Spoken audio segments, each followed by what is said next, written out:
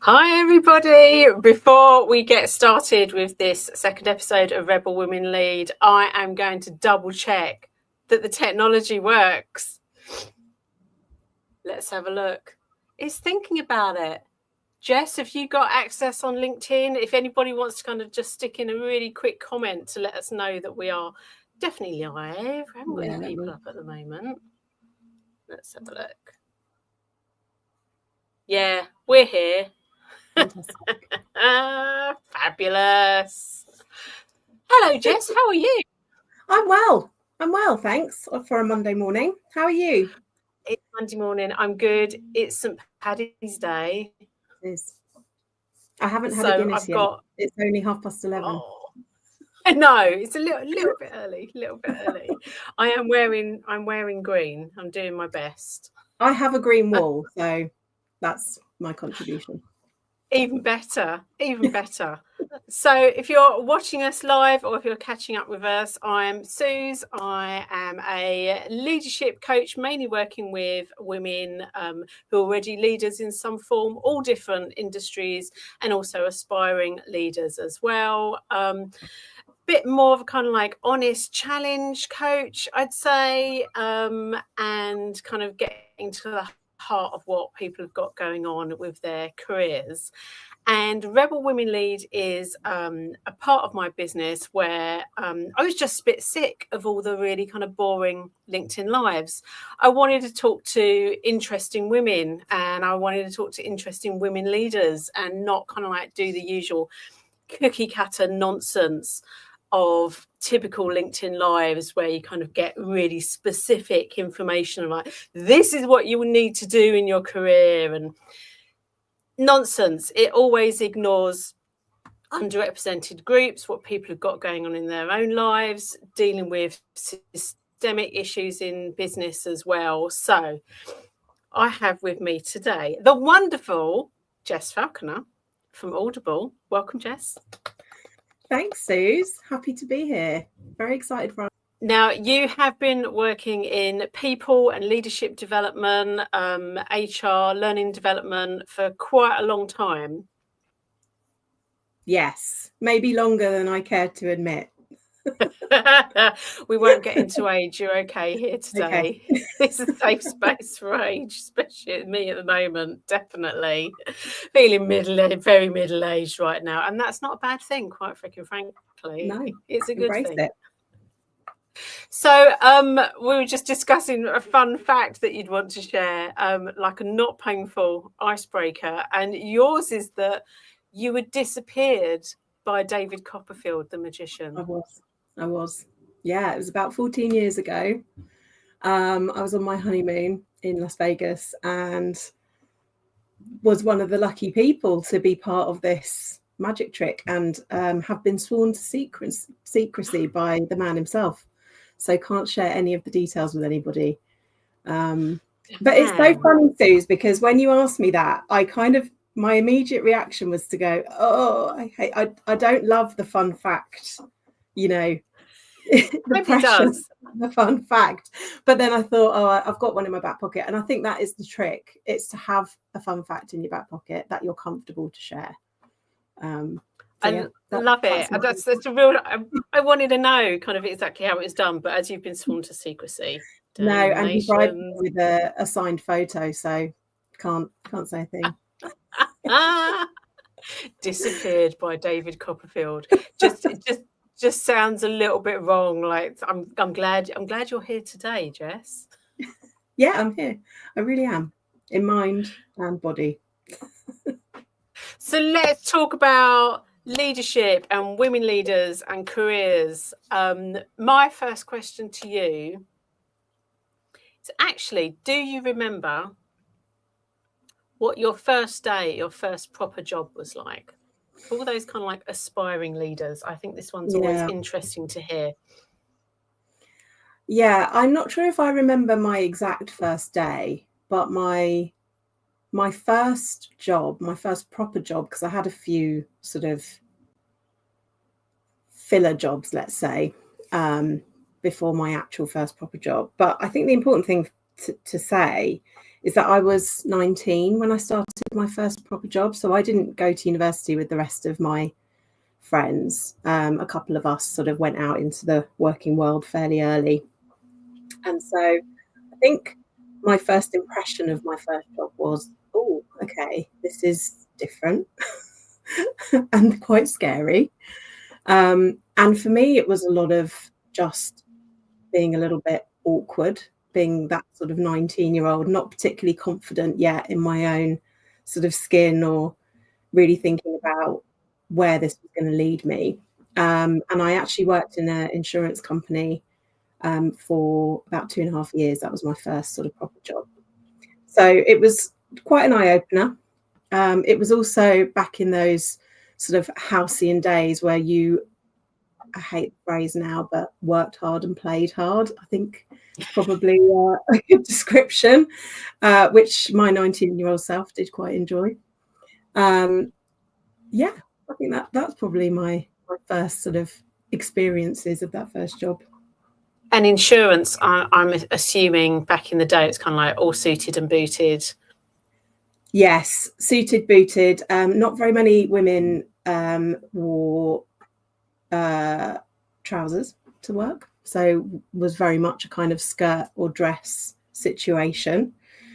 And yeah, it's really kind of showing my age there a little bit, but I think it was quite a traditional workplace.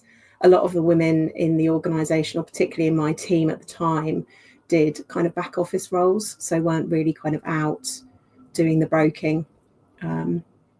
Although I think over the years, obviously, that has changed significantly, which is great. But I think it was quite an interesting, very traditional experience of that world of work.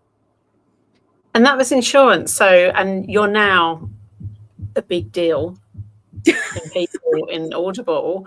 So from there to now, did you have like any kind of career plan in mind?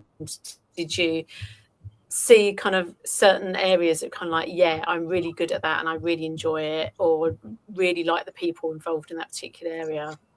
Or was it just kind of winging it all the way through? I'll be honest, I think it was winging it to start with. So, I mean, I don't know if anyone can sort of relate to this, but when I left school, you know, I didn't want to go to university because I didn't have a sort of career plan in mind. So what would be the point for me to go and spend 3-4 years at uni to learn something, to kind of really dig into a subject matter that I wasn't that interested in? And so my route was really a little bit trial and error. So I left that insurance company and found myself working in what was at the time a IT training company. And my job there was really to kind of do a little bit of the coordination of all of the trainers that we had, and make sure that we had the right trainer for the right client work and things like that. So that really introduced me to the world of training and learning and development. And then from there, I moved in-house into an organisation, and then sort of that's where I started this route into kind of more of the people and learning and leadership side. But I think I wouldn't change that path for anything, because I think testing and learning is a great way to find the thing that you're really passionate about, which I was really lucky, I think, that even though I fell into this line of work, I actually really love it and really enjoy it. And I'm such a geek. I don't know if you can see my bookshelf behind me, but like I read around the subject. I'm so interested in everything that's going on in our industry at the moment. And I think that's super important, actually, when you're thinking about that, you know, that next job or your career. It's just thinking, actually doing something that you're really passionate about, you really enjoy, you're going to be at work for a long time. So, you know, having that North Star, I think, is super important. Having that North Star, I really like that. There's a book called The Compass and the Radar that talks a lot about kind of like career directions and career journeys, and they talk about the North Star as well. So, and having that kind of passion and purpose and kind of forward motion, even if it ends up being kind of slightly in different ways, but the curiosity to always be learning as well. Yeah, I think that's important. I think that's super important. And I would also say that I think, and I know that lots of people talk about this, I'm not the first person to say this at all, but you know, you hear a lot about the idea of the career ladder kind of disappearing. You know, in some industries it is still there, in you know, professional services and places like that, it's sort of there to an extent. But I think embracing the opportunity, you know, if it's a sideways move, if it's a completely different industry, if it's like an adjacent type of role, then, you know, that's also something to be curious about and explore for sure. Yeah, I think curiosity is so key, because it's kind of like, not that it keeps you young, but I think there's definitely something around always learning and kind of not seeing age as a barrier to learn. The best bosses people end up having are the ones that are still curious about their teams, about the industry, about kind of like the wider world, rather than just like, this is the way we do it and that's it. 100%. And I think, I know that you've got you want to talk about things like change and transformation as well during our conversation, Suze, but that what you've said has just really made me think about how people get good at handling change. So if you are curious and you're willing to learn something new, it kind of builds that muscle where you're not always the expert because you're still learning something, or you know, you are humbled because you can't do that thing yet. And so it's like actually being comfortable in that, okay, well, can't quite do this to the level that I want to do it just yet, but I'm willing to learn, I'm willing to sit in the discomfort while I do get better at that thing. So I think it was just, is it sitting in your own discomfort was just sitting in my head as well. So it's like, yes, exactly that. Yeah. We're on the same wavelength. Yes, completely. And it is that kind of Carol Dweck's growth mindset, in terms of like, I don't know how to do this yet. Yes. That yet in there is so important. Okie dokie. What do you think, now that you're in the position that you're in now, how do you think you kind of created your own leadership style?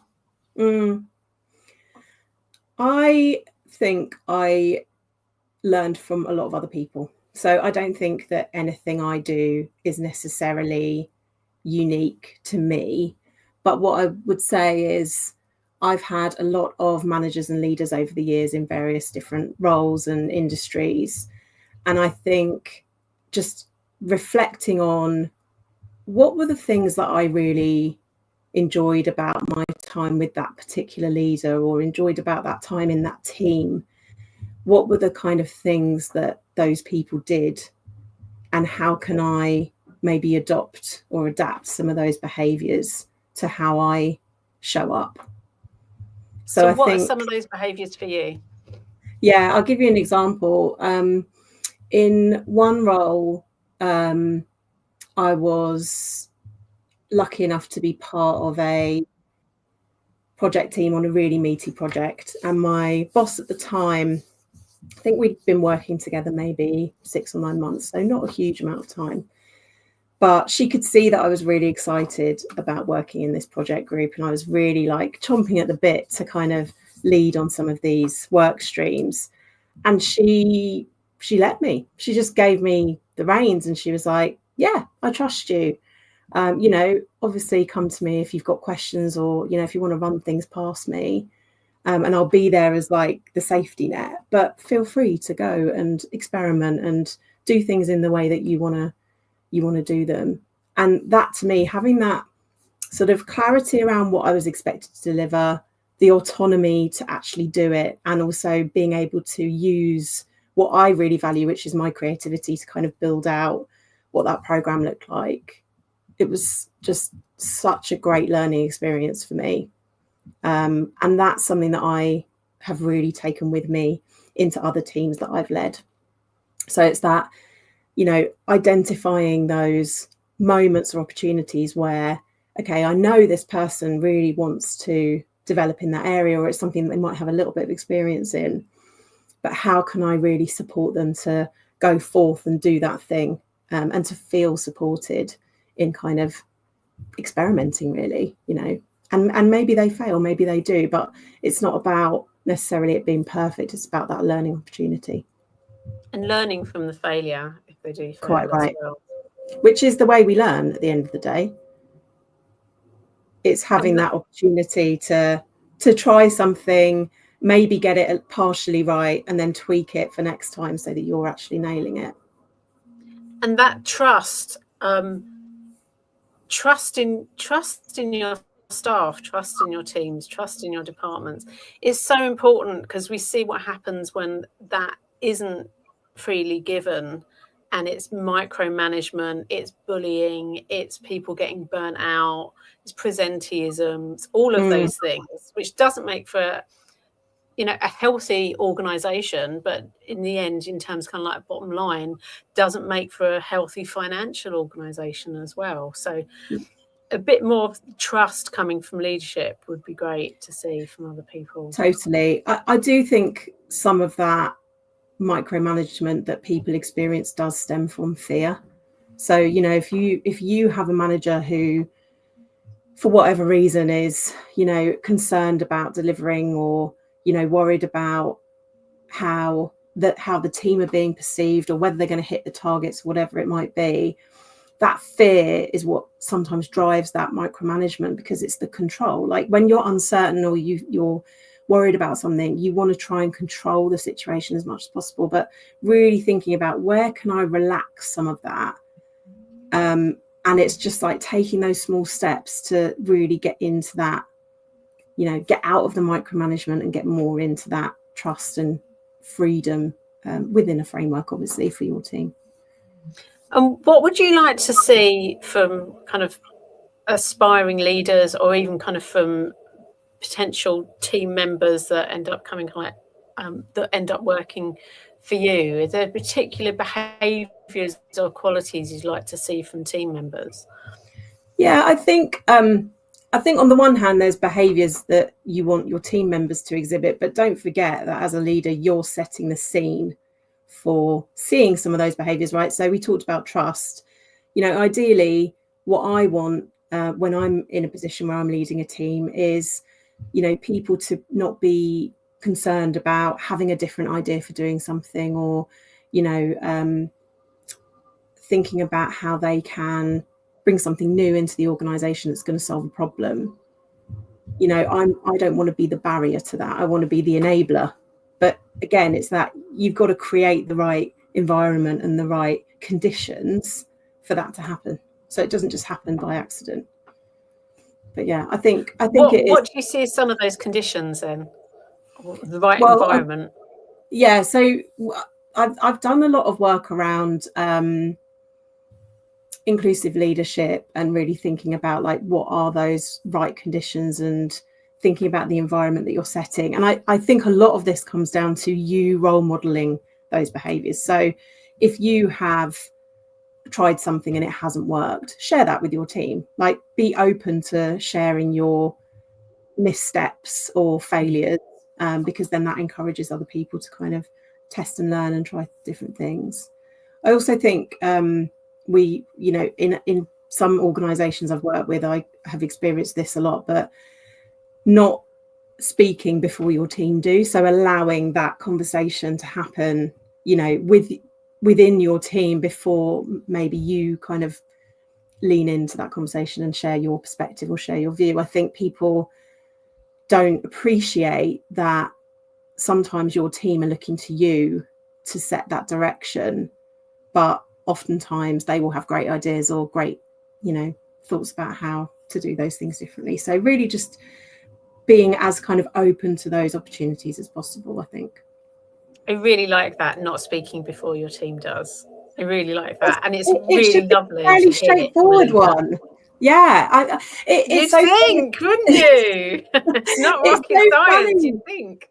I know. I see it all the time, though. I think, particularly when you're in situations where you need to do things quickly and you need to get something done, sometimes you forego that opportunity for other people to, you know, have a go, or to, you know, raise an idea or whatever it might be, because you want that thing to happen at speed, but then you miss the opportunity to do something differently, or just have a different perspective. So quality, not quantity, all the time. Absolutely. As well. So with that, we're saying it's kind of like not rocket science, but we've both seen probably loads of examples over the years of just really bad leadership. What would you consider kind of, say somebody is going for an interview or promotion, is there anything that they should kind of like red flags that they could look out for in terms of like, this isn't a great manager, or this isn't a great leader, and I don't necessarily want to be working for them? Yeah, I think being curious again, so asking those questions about, how does work get done in your team? What do you like to see from people who are coming into your team? What do you really value? How would you, and even things like, how would you describe your leadership style? I think it can give you quite a good indication of what to expect from those people. So I think with people, especially people from underrepresented groups, we can often feel that we shouldn't be asking questions in interview or in kind of like promotion process, but actually it's just as much you finding out whether you want to work for them as them finding out whether they want you to work for them.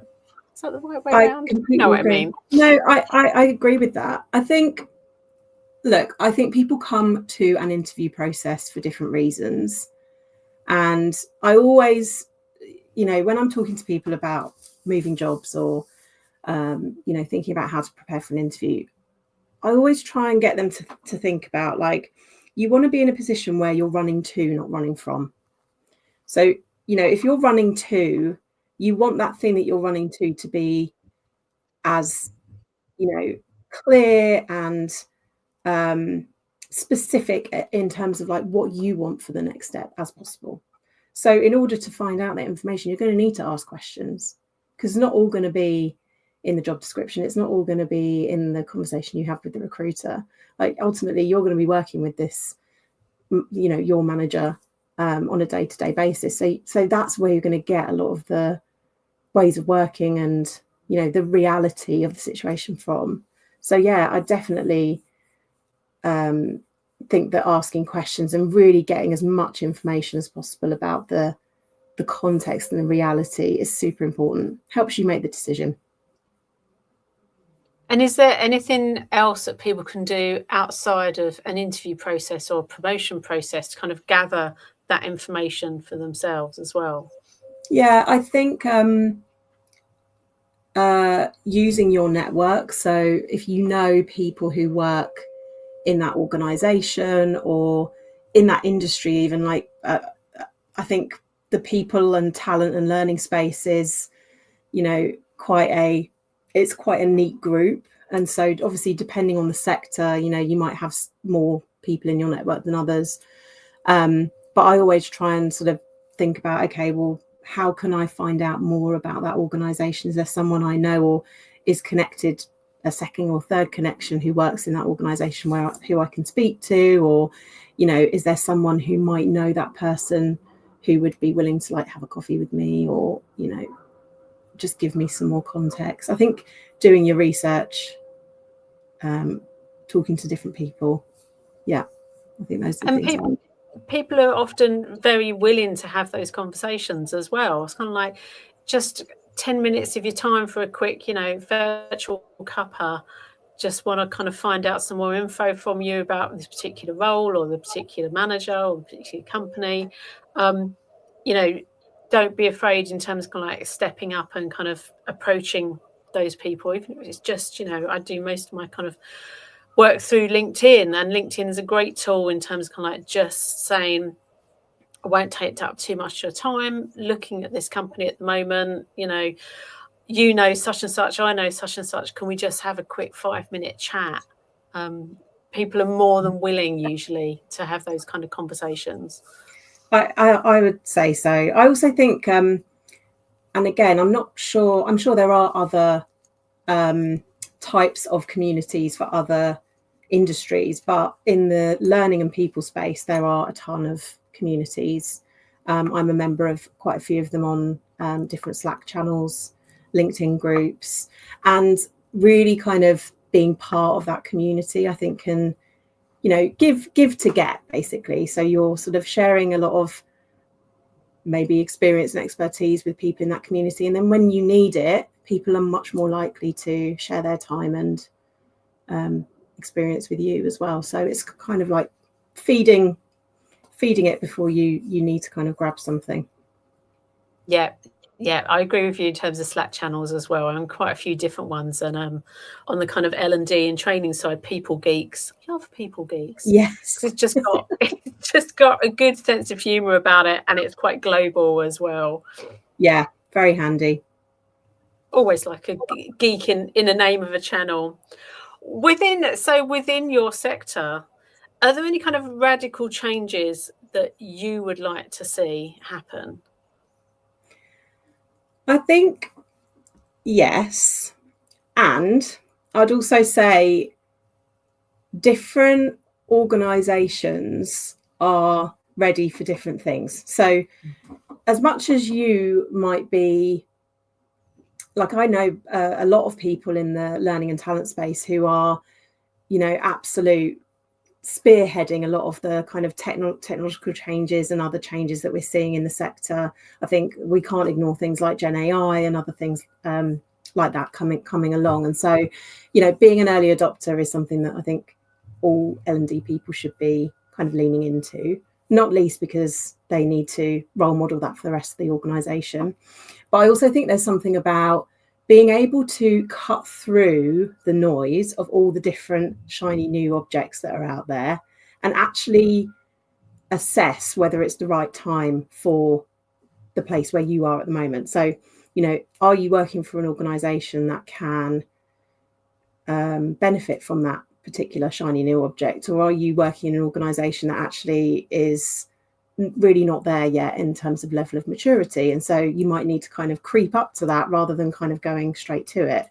So I think there's, you know, there's something in an L&D person's toolkit really, which is about that assessment of where you are, where the organisation is, and the appetite for that at the moment.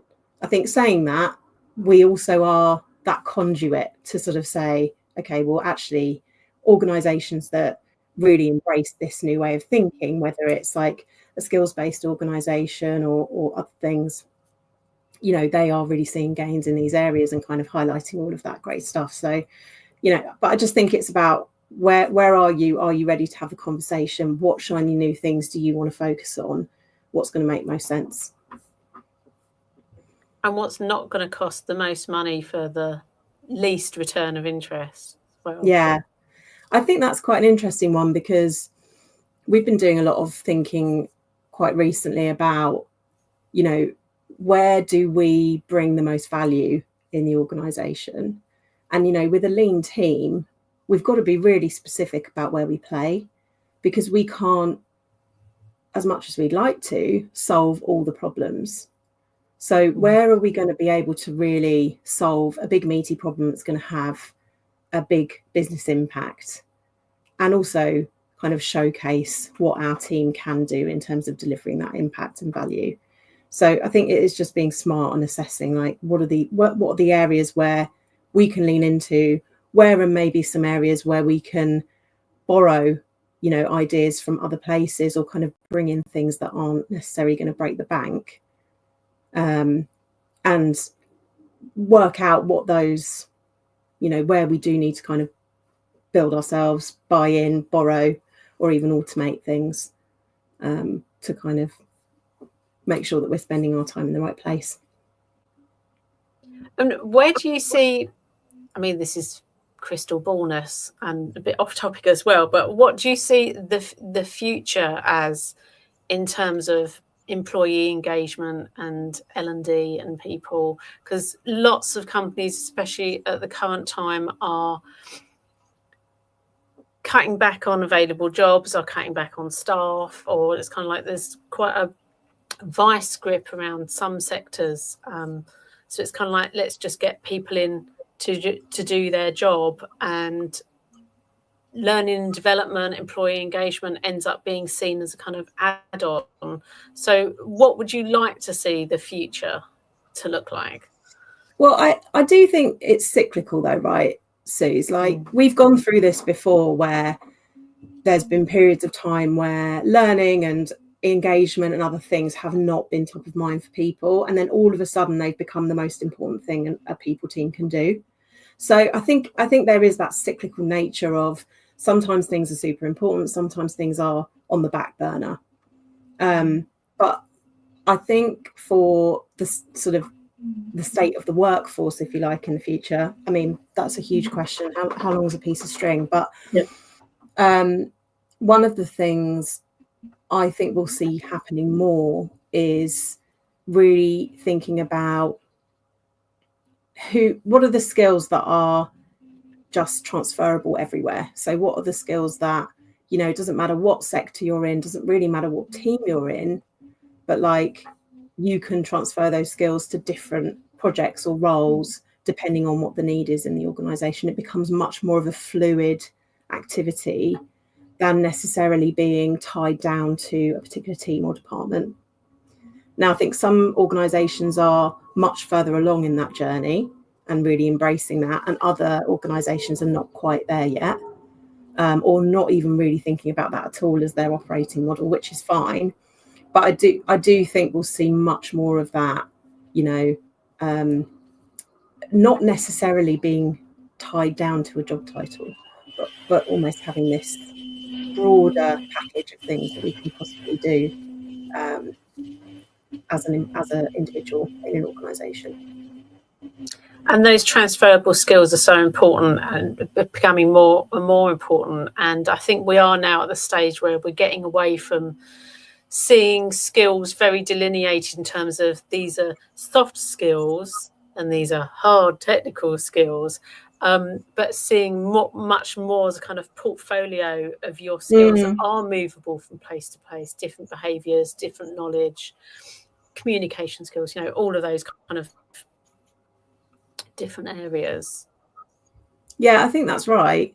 And I mean, I sort of think about it, even if I look at my sort of career journey, you know, I think in many ways, working in a people team, you have a lot of transferable skills in terms of working in like taking your skills to different sectors and different industries. So I mean, my sort of work experience has been in lots of different sectors, like professional services, construction, higher education, publishing, media, tech. So, you know, just having that journey through different organizations has been absolutely fascinating. But also, there are certain industries that really value certain skill sets and other industries that value other skill sets. So, you know, and I'm sure this is much more common now, you know, industry agnostic, but, you know, your ability to analyze data and reports and things like that, you know, in some industries wasn't as important as working for a tech and data company. You know, I think it just depends on where you land and what's kind of valued. But it is important to sort of think about being adaptable and pulling out those skills that are going to really move the needle for you and the organisation, depending where you are. And then maybe like just popping away in a drawer the ones that aren't going to be useful in this role. But I think it's that sort of adaptable and flexibility piece.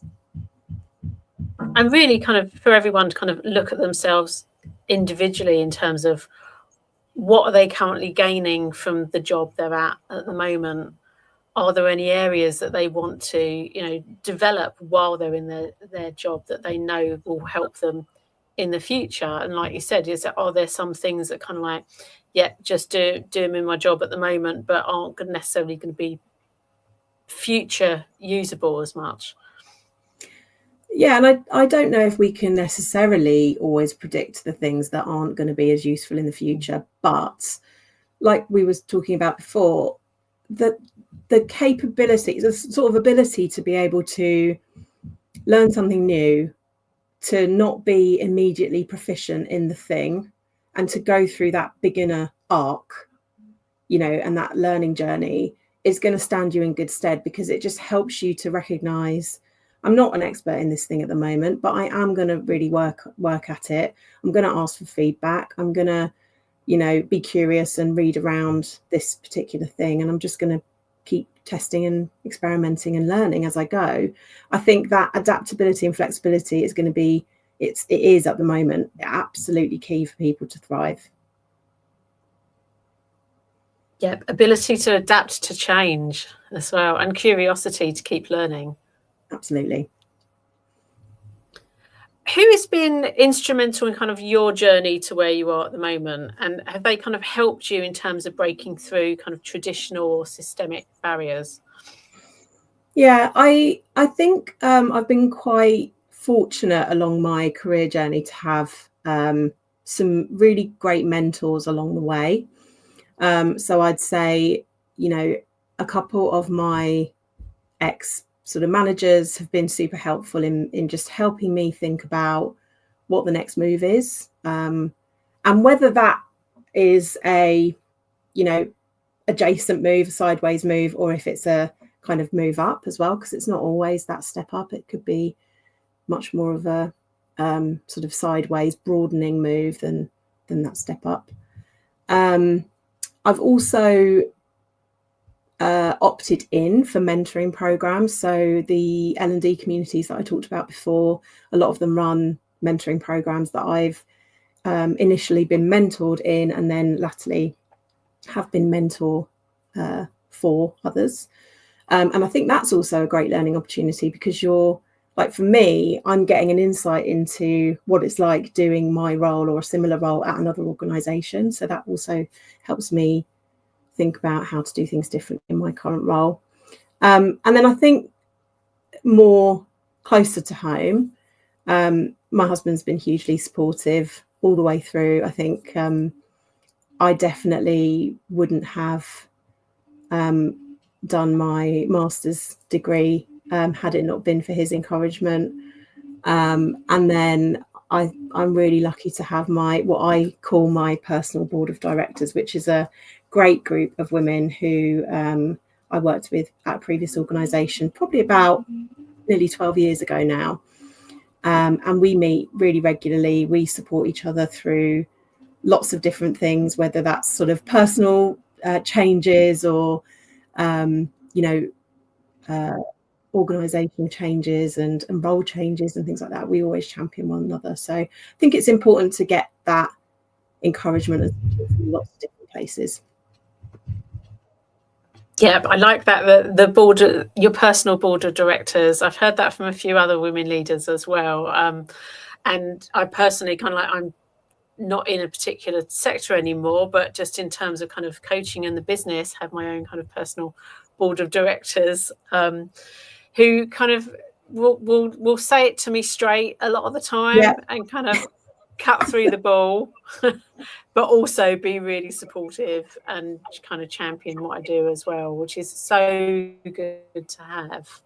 I've got one last question for you, and it's just kind of a piece of advice that you would give to women or anybody from any underrepresented group who are kind of aspiring to lead in their own way and being an authentic leader and their own person. I think it goes back to what I mentioned towards the beginning of the call about this North Star, right? So really being clear about what does, and it might not be the 5 or 10 year plan. I'm not one for a 5 or 10 year plan, so I can't really relate, but it's more, what is the thing that I'm really trying to get to right now? So is it that I want a role that is super interesting and really challenging and is going to really broaden my understanding of, you know, a number of different areas. I'm going to get into some really meaty projects and I'm going to really be able to challenge myself. Or is it that, you know what, I've been doing these types of roles for a long time and I really want to get up to the next rung, you know, and I want to really challenge myself in terms of owning a strategy or really, you know, leading a part of the business.